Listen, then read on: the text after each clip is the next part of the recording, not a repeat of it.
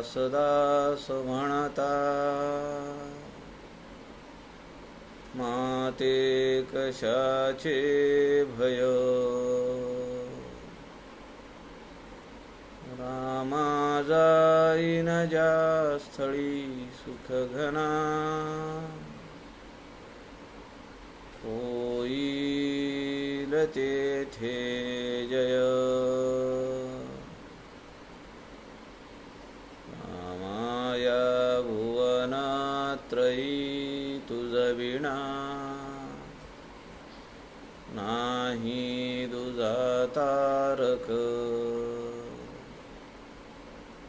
रामा तू सकलार्थ पूर्ण करीशी, तू तात मी बालक.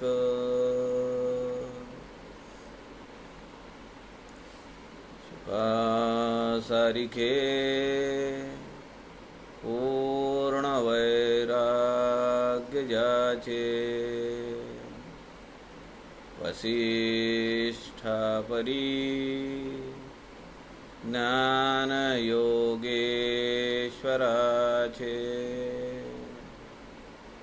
कवी वाल्मिकी सारिखा मान्य ऐसा. नमस्कार माझा सद्गुरु रामदासा. मला वाटते अंतरी त्वा वसावे, तुझ्या दासबोधासी त्वा बोध व्हावे. अपत्यापरी पाजवी प्रेम रसा, महाराजया सद्गुरु रामदासा. जय जय रघुवीर समर्थ, सब संतन की जय.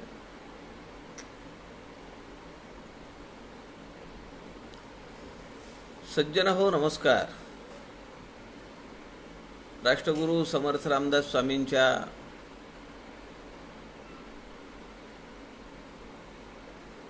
वाङ्मयाचा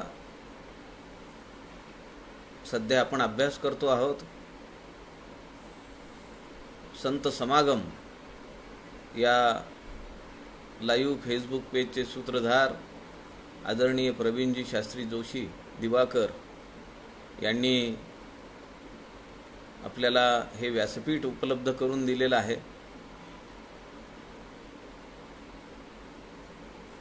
समर्थ रामदास स्वामींच्या वाङ्मय प्रकारातील चिंतन, वेगवेगळ्या पैलूंचा अभ्यास व्हावा या दृष्टीने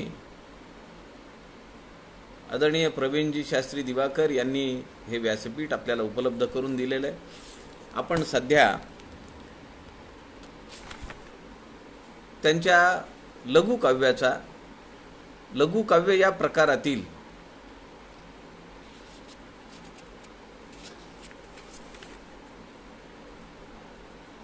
जुना दासबोध अर्थात 21 समासी याचा आपण विचार करतो आहोत.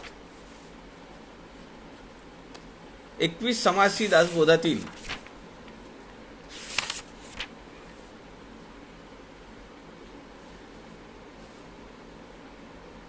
समास 5वा त्याचं आपण चिंतन करतो आहोत.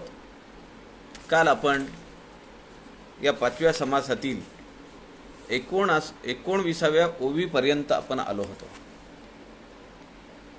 श्रीराम समर्थ. श्रीराम या ओव्यांमध्ये समर्थांनी शिष्य कसा असला पाहिजे याचं वर्णन केलेलं आहे. या ओव्यांची खासियत आहे. ओवी क्रमांक 20 ते 28 यामध्ये शिष्य कसा पाहिजे हे समर्थ सांगतायत. आणि पुढच्या ओव्यांमध्ये शिष्य कसा असावा याचं वर्णन समर्थांनी केलेलं आहे. आपल्याला असं वाटेल की एका ठिकाणी लिहिलंय शिष्य असा पाहिजे आणि एका ठिकाणी सांगितलंय शिष्य असा असावा. यातला भेद काय? पाहिजे हे आवश्यक आहे. या ओवी क्रमांक 20 ते 28 मध्ये समर्थ रामदास स्वामींनी 28 लक्षणं अशी सांगितली आहेत की सत्शिष्य जर व्हायचं असेल तर ही 28 लक्षणं त्याने अंगी बाणवलीच पाहिजेत.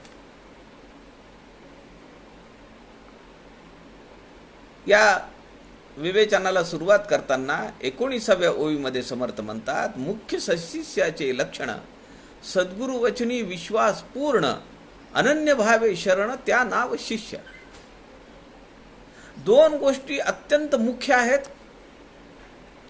सद्गुरूंनी जे सांगितले त्यावर आपला विश्वास असला पाहिजे. सद्गुरूजी आम्हाला सांगतात त्याप्रमाणे आम्ही वागलं पाहिजे. आणि सद्गुरूंच्या प्रती अनन्य भावे शरणागतता असली पाहिजे. Unconditional surrender. असं झालं तर मी तसं करीन, तसं झालं तर असं करीन, असं नाही. अनन्य भावे शरणागतता. आणि ते जे सांगतील त्याप्रमाणे मी वागेन, मी तसं राहीन. आता ओवी क्रमांक 20 ते 28 यामध्ये समर्थ शिष्य कसा पाहिजे त्याचं वर्णन करतायत. शिष्य पाहिजे निर्मळ, शिष्य पाहिजे आचारशीळ, शिष्य पाहिजे केवळ, विरक्त अनुतापी श्रीराम. शिष्य पाहिजे निष्ठावंत, शिष्य पाहिजे शुचिस्मंत, शिष्य पाहिजे नेमस्त, सर्व प्रकारी श्रीराम. शिष्य पाहिजे साक्षपी विशेष, शिष्य पाहिजे परमदक्ष, शिष्य पाहिजे अलक्ष, लक्षी ऐसा श्रीराम. शिष्य पाहिजे अतिधीर, शिष्य पाहिजे अति उदार, शिष्य पाहिजे अति तत्पर, परमार्थ विषयी श्रीराम. शिष्य पाहिजे परोपकारी, शिष्य पाहिजे निर्मत्सरी, शिष्य पाहिजे अर्थांतरी, प्रवेश करता श्रीराम. शिष्य पाहिजे परमशुद्ध, शिष्य पाहिजे परमसावध, शिष्य पाहिजे अगाध, उत्तम गुणांचा श्रीराम. शिष्य पाहिजे प्रज्ञावंत, शिष्य पाहिजे प्रेमळ भक्त, शिष्य पाहिजे नीतिवंत, मर्यादेचा श्रीराम. शिष्य पाहिजे युक्तिवंत, शिष्य पाहिजे बुद्धिवंत, शिष्य पाहिजे संता संत, विचार घेता श्रीराम. शिष्य पाहिजे धारिष्ठाचा, शिष्य पाहिजे दृढव्रताचा, शिष्य पाहिजे उत्तम कुळीचा, पुण्यशीळ श्रीराम. ओवी क्रमांक 20 ते ओवी क्रमांक 28 या 9 ओव्यांमध्ये समर्थांनी 28 सत्शिष्याची लक्षणं सांगितली आहेत. समर्थ जेव्हा एखाद्या गोष्टीची यादी देतात त्यातून सुटत काहीच नाही. शिष्य पाहिजे निर्मळ, शिष्य पाहिजे आचारशीळ, शिष्य पाहिजे केवळ, विरक्त अनुतापी. निर्मळ असला पाहिजे, आचारशीळ असला पाहिजे, विरक्त असला पाहिजे आणि अनुतापी असला पाहिजे. आचरणाला समर्थांनी फार महत्त्व दिलंय. नीती न्यायाने आचरण असलं पाहिजे. शिष्य पाहिजे केवळ, विरक्त आणि अनुतापी. अंतःकरणात वैराग्य उपजणं, त्याची अगोदरची कंडिशन काय, तो अनुतापी असला पाहिजे. अनुदिन अनुतापे तापलो राम राया, परमदिन दयाळा. समर्थांचं करुणाष्टक आपल्या समोर आलं पाहिजे. तो अनुतापी असला पाहिजे. पश्चाताप आणि अनुताप यात काय फरक आहे? मानवी जीवनामध्ये, ऐहिक जीवनात, प्रापंचिक जीवनात, व्यवहारामध्ये ज्या चुका घडतात आणि त्याबद्दल जो मनात खेद निर्माण होतो त्याला पश्चाताप असं म्हणतात. पारमार्थिक क्षेत्रामध्ये जर आपल्याकडनं काही वैगुण्य आलं, काही चूक घडली, त्याच्याबद्दल जी उपरती निर्माण होते, त्याच्याबद्दल जी अंतःकरणात विषाद निर्माण होतो, त्याला अनुताप असं म्हणतात. अनुताप पारमार्थिक क्षेत्रातला पश्चाताप आहे असं म्हणलं तरी काही हरकत नाही. जोपर्यंत अनुताप उपजणार नाही तोपर्यंत वैराग्य निपजणार नाही. म्हणून समर्थ म्हणतात तो केवळ कसा असला पाहिजे, विरक्त असला पाहिजे आणि झालेल्या चुकांबद्दल त्याच्या अंतःकरणात अनुताप उपजला पाहिजे. शिष्य पाहिजे निष्ठावंत, शिष्य पाहिजे शुचिष्मंत, शिष्य पाहिजे नेमस्त, सर्व प्रकारी श्रीराम. तो अत्यंत निष्ठावान असला पाहिजे. संप्रदायाने जी काही नीती मर्यादा घालून दिली आहे त्याप्रमाणे राहिलं पाहिजे. आपल्याला तो प्रसंग माहिती आहे. कल्याण स्वामी समर्थांचा प्रसाद म्हणून अंगारा आणि तीर्थ घेऊन छत्रपती श्री शिवाजी महाराजांकडे गेले. शिवाजी महाराजांनी त्यांचं मोठं आतिथ्य केलं आणि त्यांना विचारलं की काही सेवा असेल तर सांगा. कल्याण स्वामी काही बोलले नाहीत. पण जेव्हा 2-3 वेळा विचारलं महाराजांनी, तेव्हा कल्याण स्वामी म्हणाले की मागे आपण कबूल केलं होतं शिरगावच्या मठासाठी दत्तात्रय स्वामींचा, त्यांचे धाकटे भाऊ कल्याण स्वामींचे, त्यांच्या मठासाठी गायी देण्याचं आपण कबूल केलं होतं, ते राहून गेलेले आहेत. आणि तो प्रकार महाराजांशी काय बोलणं झालंय हे कल्याण स्वामींनी येऊन समर्थांना स्पष्टपणे सांगितलं. त्यात लपवाछपीचा खेळ नव्हता. समर्थ रामदास स्वामींनी आपल्या पट्ट शिष्याचं, अत्यंत आवडत्या शिष्याचं ताडण केलेलं आहे. नियमबद्ध असला शिष्य पाहिजे, नियमाच्या बाहेर जाऊन नाही चालणार. म्हणून समर्थ म्हणतात शिष्य पाहिजे नेमस्थ, नियमबद्ध, नियमात चालणारा. शिष्य पाहिजे निष्ठावंत. त्याची निष्ठा किती आहे? शिष्य पाहिजे शुचिष्मंत, शुचिर्भूत असला पाहिजे. जसा तो देहाने पवित्र असला पाहिजे तसा तो मनाने पण पवित्र असला पाहिजे. समर्थ नव्या दासबोधामध्ये म्हणतात देव पूजावा विमळ हस्ती. म्हणजे काय? शॅम्पूनी, साबणानी, अनेक प्रकारांनी आपले हात धुतलेले जे शुद्ध हात आहेत त्याच्याने देवाचं पूजन करायचं का? देव पूजावा विमळ हस्ती, शुद्ध अंतःकरणाने, पवित्र अंतःकरणाने. जे अंतःकरण, जे शुद्ध मन ज्या देहामध्ये वसलेलं आहे तो देह तेवढाच पवित्र असला पाहिजे.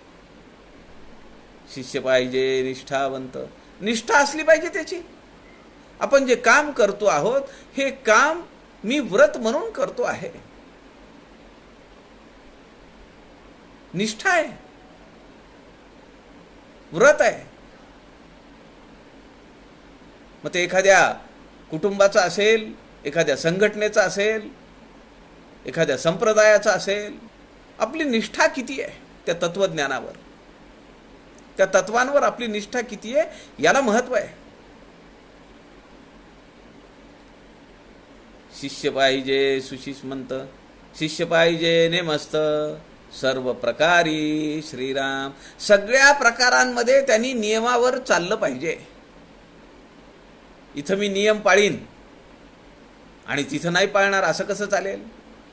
कारागिरांनी माझ्या दुकानात वेळेवर यायला पाहिजे हा नियम आहे. मग मी माझ्या ऑफिसमध्ये जाताना नियम पाळतो का?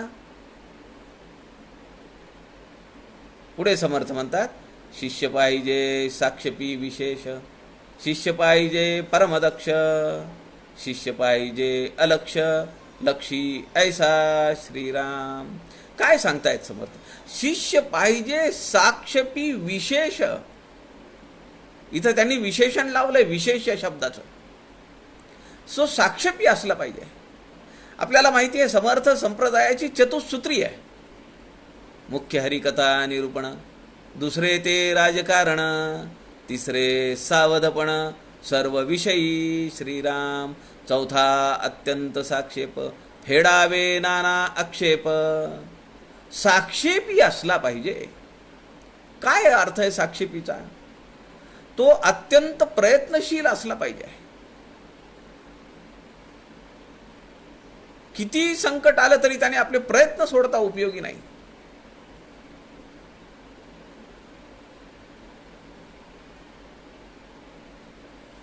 परमपूजनीय स्वामी वरदानंद भारती एका प्रवचनात म्हणाले, ते जेव्हा पुण्यातल्या आयुर्वेदिक कॉलेजचे प्राचार्य होते तेव्हाची गोष्ट आहे. ते औषध विक्रेते, मेडिकल रिप्रेझेंटेटिव्ह असतात, ते आले. त्यांनी सांगितलं, औषधं सगळी सांगितली आणि नवीन गोळ्या आणलेल्या आहेत. म्हणाले आम्ही, त्याचं नाव आहे 606 606. परमपूजनीय आप्पा म्हणाले, हे काय नाव आहे? त्यांनी सांगितलं, आमच्या कंपनीने 605 वेळा प्रयोग केले, ते सगळे फेल गेले. प्रयत्न करतेय कंपनी त्या गोळ्या बाहेर आणायच्या, तयार करण्यासाठी, त्याचं उत्पादन होण्यासाठी, ती अन्न औषध प्रशासनाकडनं पास होण्यासाठी, आणि ती गुणकारी असली पाहिजे. त्या मेडिकल रिप्रेझेंटेटिव्हनी सांगितलं 605 वेळा प्रयोग केले, ते सगळे फेल गेले, परंतु 606 वेळा जेव्हा प्रयोग झाला तेव्हाही सगळं योग्य झालं. म्हणून आम्ही त्या गोळीचं नाव ठेवलंय 606 606. किती साक्षेपी असलं पाहिजे. समर्थ म्हणतायत साक्षेपी विशेष. 4 सूत्र समर्थ संप्रदायाचे. मुख्य हरिकथा निरूपण, दुसरे राजकारण, तिसरे सावधपण, सर्व विषयी, चौथा अत्यंत साक्षेप. समर्थांनी तिथं सुद्धा अत्यंत हा शब्द वापरला आहे. दीर्घ प्रयत्न असला पाहिजे. प्रयत्नात कमी झाली नाही पाहिजे. किती शास्त्रज्ञ आहे तो, त्यांचं सगळं आयुष्य गेलंय. त्यांनी त्यांचा प्रपंच पाहिला नाही, वेळेवर खाणं पिणं पाहिलं नाही.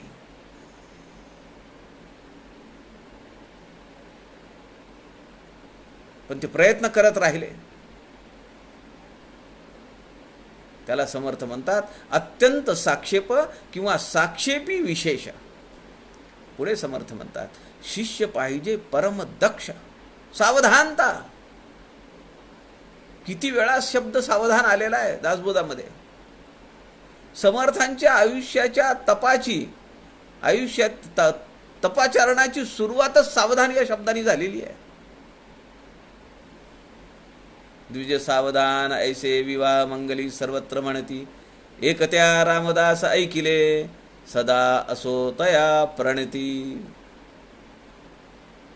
सगळ्या लग्नांमध्ये ब्राह्मण मंडळी म्हणतात सावधान सावधान सावधान. बालनारायणाने विचारलं गुरुजींना, का म्हणताय तुम्ही सावधान? ते म्हणाले, हसत एकाने विनोद केला. ते म्हणे, आता तुझ्या पायामध्ये एक मणाची बेडी पडणार आहे. ते वाक्य ऐकायला नारायण होताच कुठे. गोरज मुहूर्तावरचं लग्न होतं. नारायणाने धूम ठोकली, केवळ एक त्या रामदास ऐकिले. सावधान, बाकी सगळे बेसावध.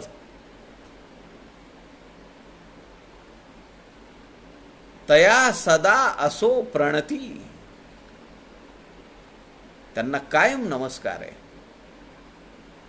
शिष्य पाहिजे परमदक्ष. सावध असला पाहिजे तो.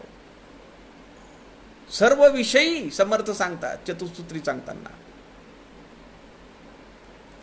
तिसरे ते सावधपण सर्व विषयी. शिष्य पाहिजे अलक्ष लक्षी ऐसा श्रीराम. अलक्ष्य लक्षी साधारणपणे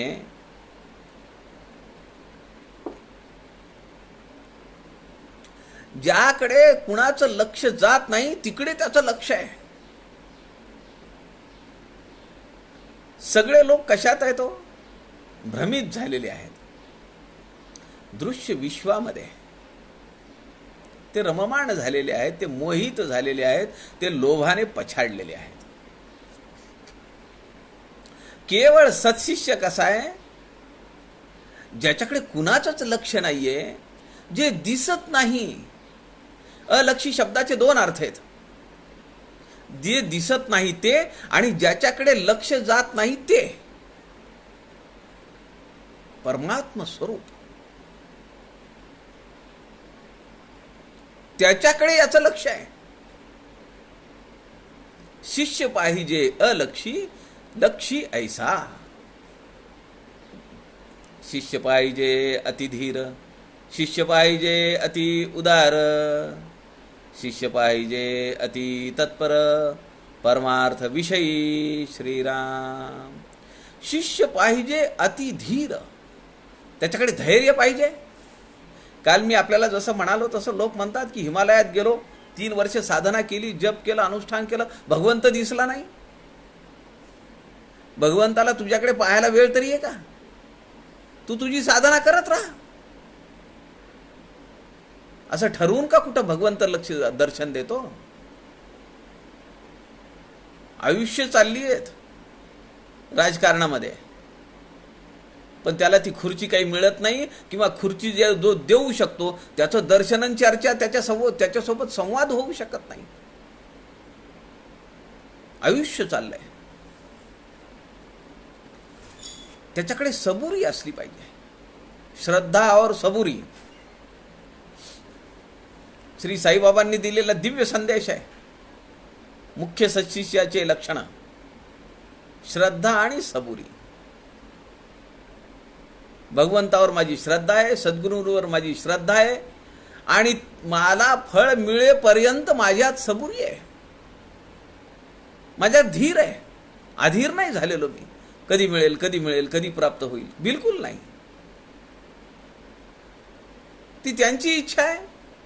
वाटलं तर या जन्मात देतील, वाटलं तर क्षणात देतील, नाही तर अजून जन्म घ्यायला लावतील, पण मी साधना करत राहणार. शिष्य पाहिजे अति धीर, शिष्य पाहिजे अति उदार. तो मनाने अत्यंत उदार असला पाहिजे. दातृत्व किती लोकांमध्ये असतं. खूप पैसा आहे, खूप श्रीमंती आहे, पण लोकांना द्यावं वाटतं का? राम जन्मभूमी मंदिर निर्माणासाठी किती जणांनी किती पैसे दिले? जे काही टार्गेट ठरलं होतं त्याच्यापेक्षा जास्त पैसे आले, जास्त निधी आला. पण आपण आपल्या अंतःकरणात झाकून पाहिलं पाहिजे, वाकून पाहिलं पाहिजे की माझं योगदान किती आहे. अनेक कुटुंब पीडित आहेत.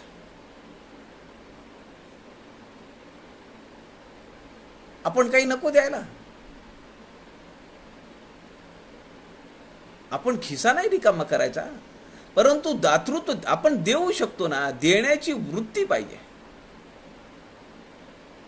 आता शिष्य जो मठामध्ये राहतोय, आश्रमामध्ये राहतोय, तो काय देणार आहे? पण समर्थ काय म्हणतायत? शिष्य पाहिजे अति उदार. अति विशेषण लावलंय त्याला. नुसता उदार नाही, अति उदार. मनाने तो अत्यंत उदार असला पाहिजे. शिष्य पाहिजे अति तत्पर, परमार्थ विषयी श्रीराम. तत्परता किती आहे? आध्यात्मिक कामासाठी, पारमार्थिक कामासाठी आमच्याकडे वेळ आहे का? आमची तयारी आहे का? लाखो रुपये खर्च करून लोक घरं बांधतात, हे घर पाडतात, दुसरं घर बांधतात, हे विकतात, तिसरं घर बांधतात. माझे एक मित्र आहेत, 5 वर्षे एका घरात राहिले नाहीत. कायम बांधकाम, कायम नवीन घर घे, पहिलं पाड, जुनं पाड, काहीतरी काहीतरी उपद्व्यापी. ते मला बऱ्याच वेळा म्हणाले, मला तुमच्यासोबत शिवथरगडीत यायचे, शिवथरगडीत यायचे. मी 3-4 वर्ष फेब्रुवारीमध्ये व्यवस्थापक म्हणून गेलो. मी त्यांना म्हणत असे, चला यायचंय का, पहिले 8 दिवस चला किंवा शेवटचे 8 दिवस या.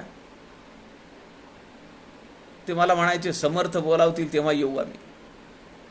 म्हणजे प्रापंचिक कामासाठी, व्यवहारासाठी तुम्हाला कुणी बोलवायची, काही सांगायची गरज नाही. त्याचा शीनही येत नाही. घरावर घर बांधताय, घर विकत घेताय, सगळा ध्यास तोच लागलेला आहे. आणि समर्थांच्या दर्शनाला यायला, शिवथरगडीमध्ये यायला त्यांचं बोलावणं पाहिजे, ही दांभिकता आहे. समर्थ म्हणतात, शिष्य पाहिजे अति तत्पर परमार्थ विषयी. शिष्य पाहिजे अति धीर. पारमार्थिक कामं करत असताना अनेक त्रास भोगावे लागतील. लोक हेटाळून बोलतील. आपल्यासोबतचे मित्र जे असतील ते म्हणतील, काय करायला लागला, एवढ्या लवकर देवदेव करायला लागला, खाणार काय, कसा प्रपंच चालेल, लोक बोलतील. पण तेव्हा या शिष्याकडे धारिष्ट्य पाहिजे, ते समजून घेण्याचं, ते उमजून घेण्याचं, न चिडण्याचं.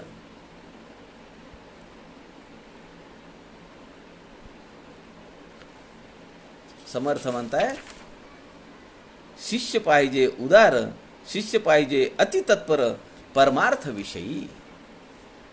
अनन्य भावे शरणागत्ता. समर्थ सांगतात, अनन्य भावे शरणागत्ता, त्याचे 2 अर्थ आहेत. एक अनकंडिशनल सरेंडर आणि शरणागतता एकाच ठिकाणी असणं. नाही तर घरातल्या थोरल्या भावानी गुरु केले म्हणून आम्ही गुरु करायचे, आमच्या मित्रांनी नवीन गुरु केले म्हणून नवीन अजून दुसरे गुरु करायचे. काही वर्ष गेल्यानंतर अजून कुणीतरी भेटतं, ते म्हणतात गुरु फार पोचलेले आहेत, अधिकारी आहेत, मग पुन्हा ते गुरु करायचे. अनन्य शरणागतता, सद्गुरु वचनी पूर्ण विश्वास.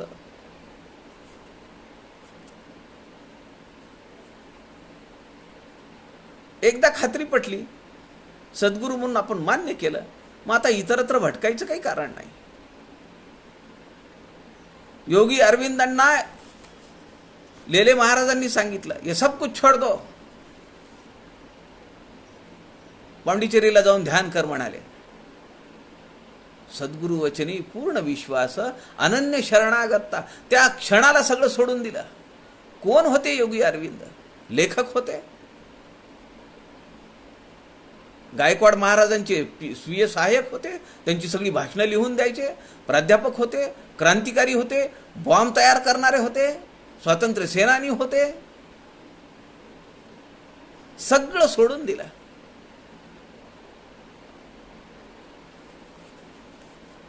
तोतापुरी महाराजांनी सांगितलं ठाकूरांना, काचेचा तुकडा घेतला आणि फिरवला 2 भुवयांमध्ये. कुठेही जायचं नाही म्हणाले, इथं बस.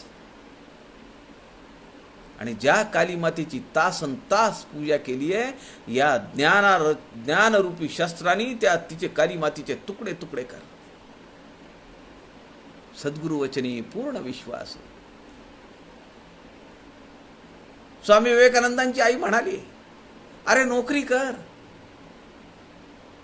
प्रपंच चालव, तुझे भाऊ भावंड काय खातील. नोकरी करायची होती.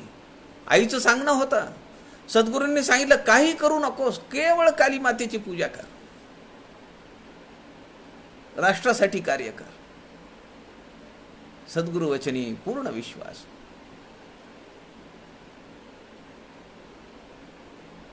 श्रीकृष्णाने सांगितलं, मी जे सांगतोय ते तू कर. आणि गीता सांगितली, सितोस्मी गत संदेह करिष्ये वचनम तव. तू सांगशील ते मी करायला तयार आहे.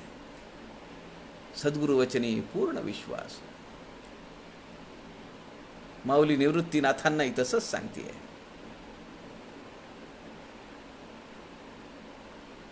आमचा विश्वास किती आहे सद्गुरूंवर, याची तपासणी आपण केली पाहिजे. समर्थ नव्या दासबोधामध्ये म्हणतात, शरणागताची वाहे चिंता, तो एक सद्गुरु दाता, जैसे बाळक वाढवी माता, नाना यत्ने करुणी श्रीराम.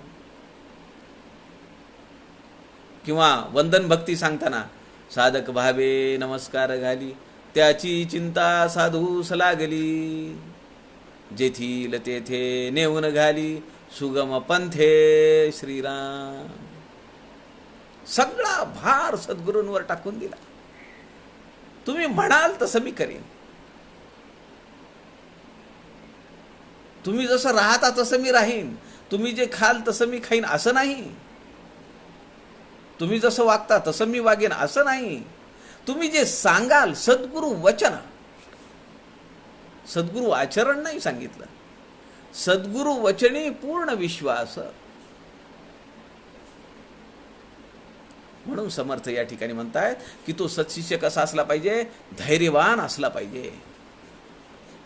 तो जेव्हा एखादा शिष्य, एखादा साधक पारमार्थिक वाटेवर चालायला लागतो, तेव्हा त्याला लोक हेटाळणी करतात, कुत्सित नजरेनं पाहतात. त्याच्याकडे धैर्य असलं पाहिजे. नाही तर अरत्र ना परत्र, हेही गेलं आणि तेही गेलं.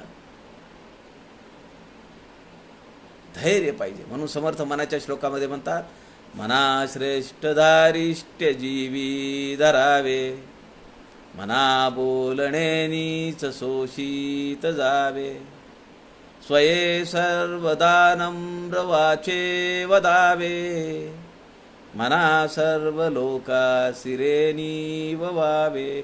आपल्याकडे जर धारिष्ट्य नसेल तर लोकांना निववणे, शांत करणे, शीतल करणे कसं शक्य आहे? आडात नाही तर पोहऱ्यात येईल कुठून? शिष्य असावा परमधीर, धारिष्ट्य असलं पाहिजे. मना श्रेष्ठ धारिष्ट्य जीवी धरावे. नुसतं धारिष्ट्य नाही सांगितलं, श्रेष्ठ धारिष्ट्य, अतिधीर. महाभक्त प्रल्हाद, नुसता भक्त नाही, महाभक्त. मना बोलणे नीच शोषित जावे. लोक पारमार्थिक मार्गामध्ये आल्यानंतर हेटाळणी करतील, कुत्सित नजरेनं बोलतील, फुकटचं खायला पाहिजे म्हणतील, काम करायला नको म्हणतील. हे सगळं बालनारायणांनी सगळं अनुभव केलाय का नाही त्याचा?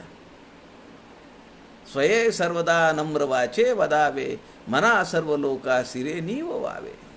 जोपर्यंत आपण निवलेलो नाहीयेत तोपर्यंत इतरांना निवण्याचं कार्य कसं शक्य आहे? पुढे समर्थ म्हणतात, शिष्य पाहिजे परोपकारी, शिष्य पाहिजे निर्मत्सरी, शिष्य पाहिजे अर्थांतरी, प्रवेश करता श्रीराम. शिष्य पाहिजे परमशुद्ध, शिष्य पाहिजे परमसावध, शिष्य पाहिजे अगाध उत्तम गुणांचा श्रीराम. शिष्य पाहिजे प्रज्ञावंत, शिष्य पाहिजे प्रेमळ भक्त, शिष्य पाहिजे नीतिवंत मर्यादेचा श्रीराम.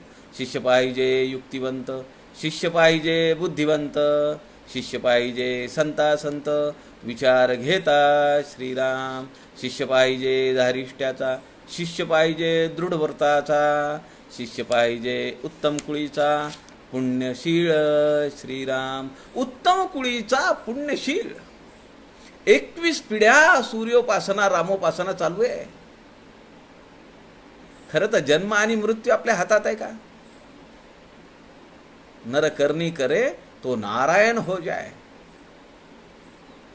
नारायण नाही जरी झाला तरी नारायणाचं दर्शन त्याला होऊ शकतं. समर्थ 14वं लक्षण सांगतायत, शिष्य पाहिजे परोपकारी. आपण काल सत्क्रिया पाहिली, तो परोपकारी असला पाहिजे, सदाचारी असला पाहिजे, त्याचे सगळे व्यवहार इतरांना उपकारक असले पाहिजेत. शिष्य पाहिजे निर्मत्सरी.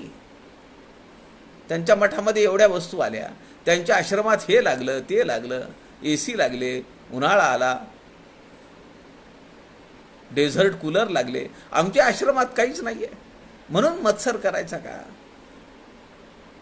शिष्य पाहिजे अर्थांतरी प्रवेश करता. अर्थांतरी प्रवेश करता म्हणजे काय?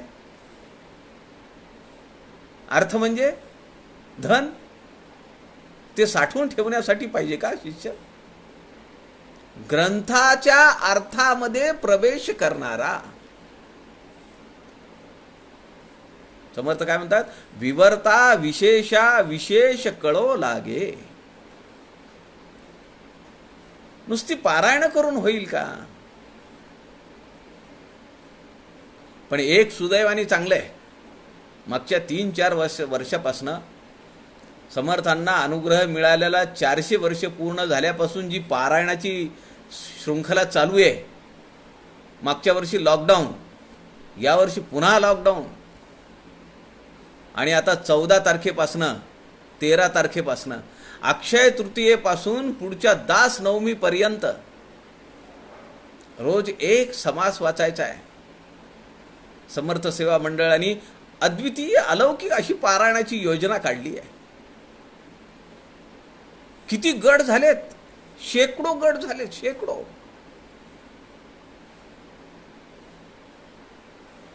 माझ्या गटाचा क्रमांक 232 आहे. आजच आमचे दास उपक्रमातले सौ आणि श्री पानसे आहेत. त्या श्री पानसे सरांनी मला त्यांच्या गटात घेतलेलं आहे दासबोध पारायणार्थी म्हणून. ते आमचे हेड आहेत, इन्चार्ज आहेत आमच्या गटाचे. त्यांनी मला कळवलंय आज तुमच्या माझ्या गटामध्ये मी तुमचं नाव टाकलेलं आहे म्हणून. अर्थांतर अनेक वेळा वाचत राहिलं पाहिजे. शिष्य पाहिजे अर्थांतरी प्रवेश करता. आत उतरला पाहिजे. सद्गुरू तयार आहेत त्याला उतरवून घेण्यासाठी. याची तयारी पाहिजे ना. ग्रंथाच्या अर्थामध्ये प्रवेश करणारा पाहिजे, केवळ पारायण करता नको. शिष्य पाहिजे परमशुद्ध, शिष्य पाहिजे परमसावध, शिष्य पाहिजे अगाध उत्तम गुणाचा श्रीराम. 24व्या ओवीमध्ये परोपकारी, निर्मत्सरी आणि अर्थांतरी प्रवेश करता 14, 15, 16 अशी 3 लक्षणं सांगितली आहेत.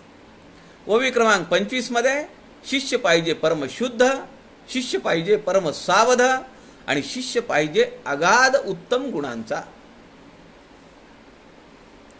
अशी 3 लक्षणं सांगितली आहेत. किती परमशुद्ध पाहिजे, किती परमसावध पाहिजे आणि किती उत्तम गुणांचा अगाध गुणग्राहक पाहिजे. थोर इतिहासाचार्य सेतू माधवराव पगडी म्हणतात, समर्थ रामदासांच्या 72, 73, 74 वर्षांच्या जीवनामध्ये एकही प्रसंग असा नाहीये की जिथं समर्थांना वाटलं इथं चूक झाली आहे. किती सावध आहेत, किती उत्तम गुणांचे ग्राहक आहेत. पुढे समर्थ म्हणतात, शिष्य पाहिजे प्रज्ञावंत, शिष्य पाहिजे प्रेमळ भक्त, शिष्य पाहिजे नीतिवंत मर्यादेचा श्रीराम.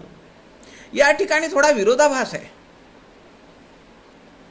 शिष्य पाहिजे प्रज्ञावंत, तो ज्ञानी असला पाहिजे, त्याची विद्वत्ता प्रखर असली पाहिजे. असं असून सुद्धा शिष्य पाहिजे तुलसी. अनेक लोकांच्या घरी जाऊन श्रीकृष्णाचं पूजन करायचं, तुळशी वाहायच्या, विष्णू सहस्रनामाचे पाठ करायचे. माझं काही अडलं की मी त्यांना फोन करतो. प्रज्ञावंत आहेत, मग ते मला लगेच सांगतात. काही अडलं की एखादा शब्द अडला नाही, प्रसंग आठवत नसेल काही संदर्भ आठवत नसेल, अनेक ग्रंथांचा त्यांनी अभ्यास केलेला आहे, सगळं ज्ञान मुखोद्गत आहे. त्यांनी मला एकदा सांगितलं, लाखो रुपयाची माझ्या घरी संपदा आहे, पुस्तकाच्या रूपाने, ग्रंथांच्या रूपाने. शिष्य पाहिजे प्रज्ञावंत, शिष्य पाहिजे प्रेमळ भक्त, ज्ञानोत्तर सगुणोपासना करणारा सत्शिष्य पाहिजे. शिष्य पाहिजे नीतिवंत, मर्यादेचा श्रीराम. नीती, न्याय, मर्यादा यात मध्ये त्याचं जीवन सगळं असलं पाहिजे. शिष्य पाहिजे युक्तिवंत, शिष्य पाहिजे बुद्धिवंत, शिष्य पाहिजे संता संत, विचार घेता श्रीराम. तो चतुर असला पाहिजे. कुणी येऊन टपली मारून गेलं तर चालेल का? शिष्य पाहिजे युक्तिवंत, तो चतुर असला पाहिजे. सगळ्या गोष्टी शक्तीनेच होतात असं नाही, युक्ती सुद्धा चालवता आली पाहिजे.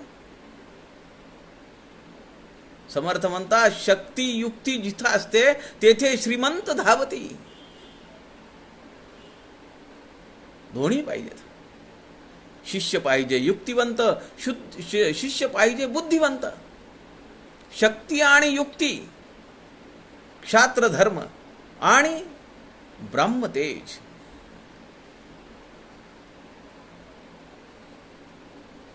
शिष्य पाहिजे संता संत, विचार घेता.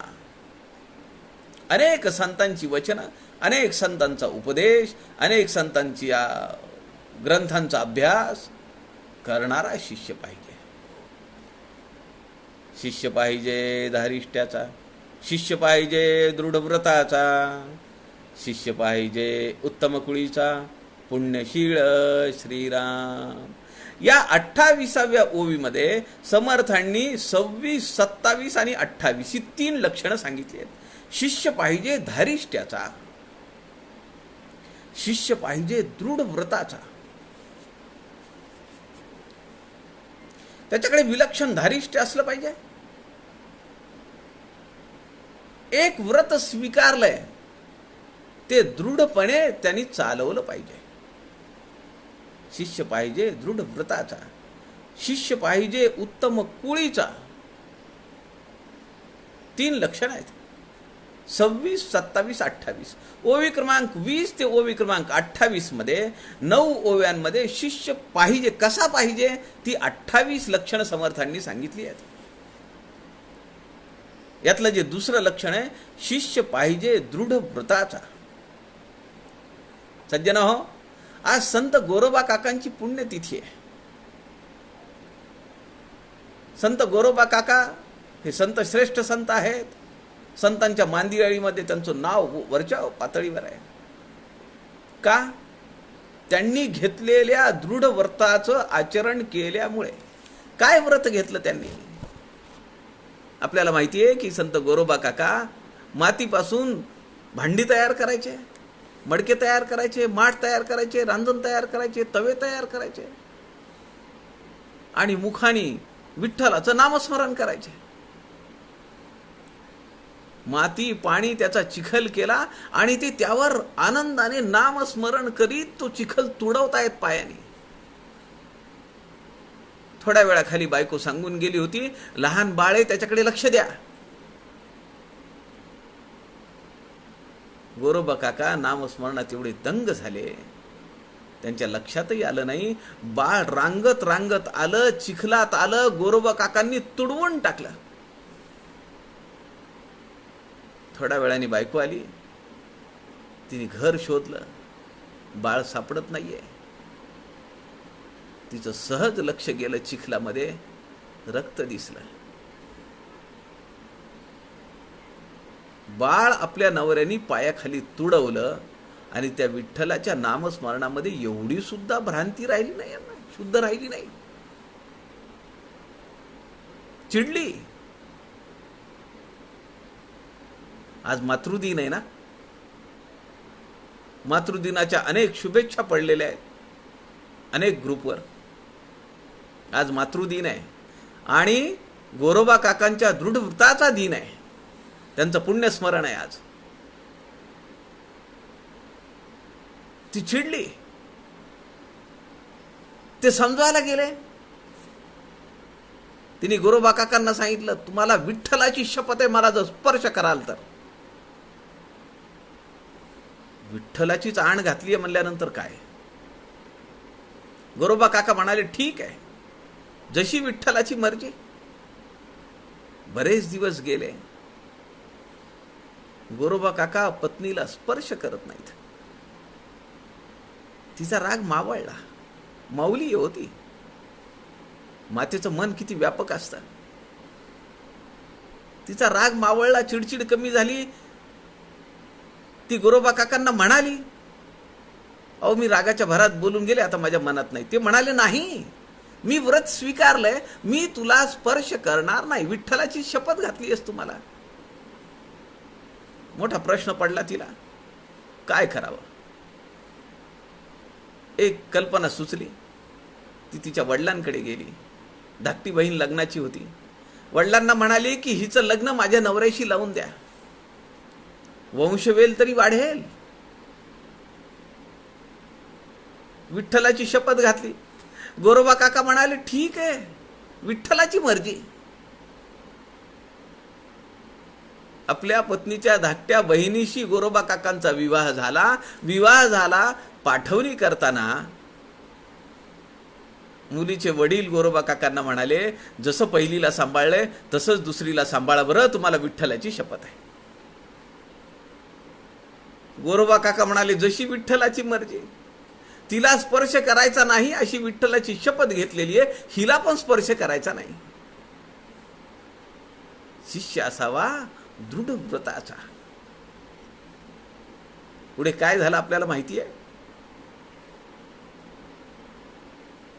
आपल्याला स्पर्श करत नाहीये आपला पती, म्हणून दोघी बहिणींनी त्यांचे हात झोपेमध्ये आपल्या अंगावर घेतले.